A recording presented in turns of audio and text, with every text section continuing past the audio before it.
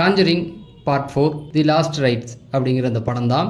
So நிறைய எதிர்பார்ப்புகளுக்கு உட்பட்ட இந்த படம் வந்து நிறைய கலவையான விமர்சனத்தை பெற்றுட்டு இருக்கு. இந்த படத்துடைய ஒன்லைன் என்ன அப்படின்னு பார்த்தீங்கன்னா, அதாவது ஹீரோ அவருடைய ஒய்ஃபு இவங்க 2 பேருமே கல்யாணம் வந்து ஹீரோயின் வந்து ப்ரெக்னெண்ட்டாக இருப்பாங்க. அப்போ ஒரு இடத்துக்கு போகிறாங்க, வழக்கமாக போகிற மாதிரி பேய்களை ஓட்டுற இடத்துக்கு.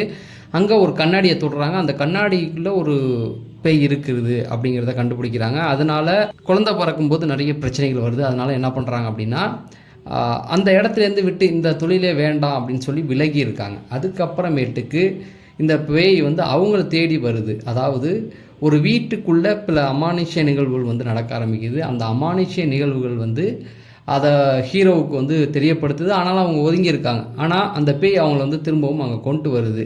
இப்போ வீட்டுக்குள்ளே போனதுக்கப்புறம் தான் தெரியுது வீட்டுக்குள்ளே பேய் இருக்கா, அந்த ப்ராப்பர்ட்டிக்குள்ளே பேய் இருக்கா அப்படிங்கிறத கண்டுபிடிக்கிறாங்க. ப்ளஸ் அந்த கனெக்டிவிட்டியை ஃபஸ்ட்டு அவங்க குழந்தை பிறக்கிறதுக்கு ப்ரெக்னெண்ட்டாக இருக்கும்போது ஒரு கண்ணாடியில் போய் கையை வைப்பாங்கன்னு சொன்னேன் இல்லையா, அதே பிரச்சனை திரும்பவும் தொடரும். ஒரிஜினல் ஸ்டோரியை பேஸ் பண்ணி எடுத்திருக்காங்க.